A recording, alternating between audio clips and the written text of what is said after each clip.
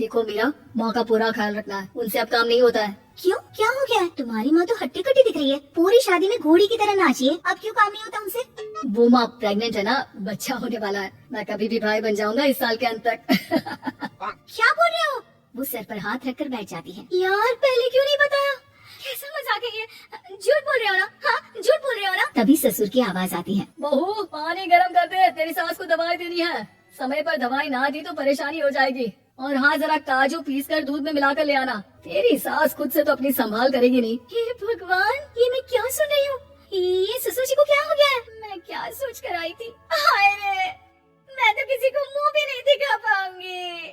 अब ये रोना धोना बाद में करना, पहले गर्म पानी कर दो, माँ को दवाई देनी होगी। और हाँ, रात को माँ के पैरों में तेल लगा देना। बहू को गुस्सा आ जाता है, वो बड़बड़ करती किचन में जाती है जहाँ उसका ससुर खड़ा होता है। एक बड़ी जिम्मेदारी है हम सबके सर ऊपर। इस उम्र में माँ बनना खतरे से खाली नहीं होता। हाँ हाँ पता है, तो क्यों बन गई माँ? अरे खतरे से कम नहीं है तो क्या जरूरत थी लल्ला पैदा करने की? कैसी बात कर रही हो बहू? क्या तुम खुश नहीं कि घर में एक नया मेहमान आएगा, छोटे छोटे पैरों से पूरे घर में घूमेगा? पिताजी ये हाथ जोड़े आपके, आप यहाँ से जाओ, ये शायरी बाद में बताना, अभी मैं पानी गर्म करके थर्मस में दे देती हूँ। सारा दिन पिलाते रहो गर्म पानी। और हाँ, ये बच्चे की बात बार बार मुझसे कोई नहीं करेगा। बहू का पारा अब चढ़ा ही रहता था। वो काम तो सारा करती, लेकिन किलस किलस कर। मीरा सारे काम से फुर्सत पाकर बैठी होती है कि माँ का फोन आ जाता है। बेटा, बहुत बड़ी जिम्मेदारी है तेरे सर पर, अच्छे से निभाना। ससुराल में हर किसी को खुश रखना वैसे तो मुश्किल है, लेकिन भगवान ही हिम्मत देता है बहू को हर कुछ सहकर सबको खुश रखने की। क्या बड़बड़ किए जा रही हो माँ? जानती भी हो कि यहाँ क्या चल रहा है? मेरी सास, अरे तेरी सास तो देवी है देवी, कितने खुश हो रहे थे सारे तेरी सूरत देख देख कर। पता नहीं जैसे बहू नहीं कोई मन मांगी मुराद मिल गई हो उन लोगों को। अरे बात तो पूरी सुनो। मन मांगी मुराद तो पूरी हुई है।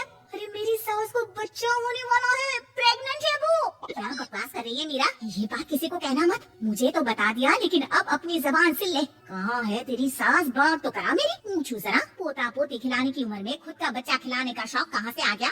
और आया भी तो बताना तो चाहिए था। अब क्या नाक कटाने के लिए हम लोगों से रिश्ता जोड़ा है? रुक, तेरे पापा से बात करती हूँ। मीरा फोन रखकर लेट जाती है। वो एक सपना देखती है कि उसकी गोद में एक बच्चा खेल रहा है।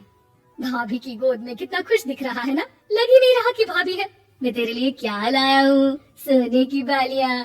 तेरी शादी में तो मैं बुढ़ा हो जाऊंगा ना। अरे कैसी बात कर रहा है बेटा, इसकी जिम्मेदारी तो तू ही लेगा।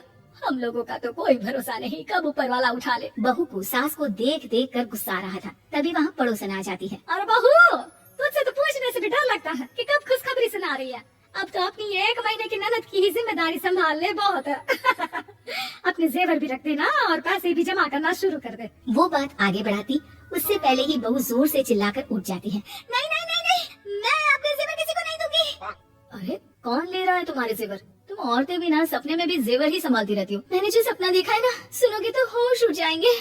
अच्छा, तुम अपना सपना बाद में बताना, पहले मेरा सुनो। कल मैंने इतना अच्छा सपना देखा, इतना अच्छा सपना देखा कि अगर वो पूरा हो जाता है ना तो मैं तुम्हारे लिए रानी हार बनवा दूंगा। बहू अब सारे गम भूलकर पति का सपना सुनने में लग जाती है। अरे क्या सपना था बताइए ना, बोलिए भी तो, क्या सपना है? मैं पूरा कर दूंगी अगर बात रानी हार की है तो। बोलिए बोलिए। मैंने रात को सपना देखा कि माँ को बेटी हुई है और मुझे बहन। सच्ची, इस घर में बेटी हो जाए तो मैं तो झूम ही उठूं। मीरा का मुंह बन जाता है, वो चुप हो जाती है और सपने की बात याद करती है कि बेटी हुई तो उसे ही अपने गहने उसे देने होंगे। फिर तो रानी हार की जरूरत पड़ेगी ही भाई, लड़की बड़ी होगी, उसकी शादी होगी तो जेवर तो चढ़ाने ही होंगे ना, कहाँ से आएंगे वो? कितने समझदार हो तुम मीरा। मैंने भी यही सोचकर तुम्हारे लिए रानी हार लेने का सोचा था। अरे फूटी किस्मत मेरी जो ऐसा परिवार मिला। मेरे पापा की तो मैं अभी क्लास लगाती हूँ, जो सब जानती हुई भी ऐसे परिवार में मेरी शादी कर दी। बहू पिता को फोन लगाने ही वाली होती है कि ससुर की फिर से आवाज आती है। बहू गरम पानी ले आ जल्दी, थर्मस में खत्म हो गया है। बाद में खबर लेती हूँ मैं पापा की, पहले सास को गर्म पानी दिया हूँ। बहू अभी किचन में काम कर ही रही थी कि मीरा के मम्मी पापा आ जाते हैं। वो हाथ में ढेर सारे फल लेकर आते हैं। मीरा के पिता मीरा के ससुर से कहते हैं, लीजिए भाई साहब, ये फल रखिए, बहन जी को खिला दीजिएगा। वैसे कैसी है उनकी तबीयत? बस पता तो है आपको, ऐसे वक्त में जो होता है बस वही सब। मुझे तो सुनकर बहुत गुस्सा आया था, लेकिन चलिए, भाग्य में जो है लिखा उसे कौन टाल सकता है। डॉक्टर को दिखाए? हाँ हाँ, बस डॉक्टर आने ही वाला है। अच्छा हुआ आप लोग भी आ गए। उतने में एक सुंदर सी लेडी डॉक्टर आती है। पेशेंट कौन है आप? अरे नहीं जी, मैं तो बहू हूँ इस घर की, मैं तो अभी सोच भी नहीं सकती पोता या पोती के बारे में। अभी तो मेरी सास ही। अरे चुप हो जाना, देख तो ले, डॉक्टर है ये। किसी के भी सामने गुस्सा फोड़ देती है। डॉक्टर कमरे में जाती है और थोड़ी देर बाद बाहर आ जाती है। पीछे से सांस भी निकल आती है। हे भगवान, इतना दुख तो किसी को भी ना दे जितना मुझे दिया है। देखिए बहन जी, आप लोगों को तो ये सोचना भी नहीं चाहिए था। वही तो मैं भी कह रही थी कि आप लोगों के लिए तो सोचना भी गुनाह है, लेकिन अब पछताई होत क्या जब चिड़िया चुग गई खेत। डॉक्टर वहाँ से चली जाती है। मैं माँ नहीं बन सकती, मैं प्रेग्नेंट भी नहीं हूँ। ये कैसे? तुम तो बोल रही थी कि अरे वो गैस का दर्द था और पेट भी गैस से फूल रहा था। डॉक्टर ने चूना दे दिया है, गर्म पानी से भागना है। मैं भी लाती हूँ गर्म पानी। अरे मैं तो गीजर ही लगा देती हूँ।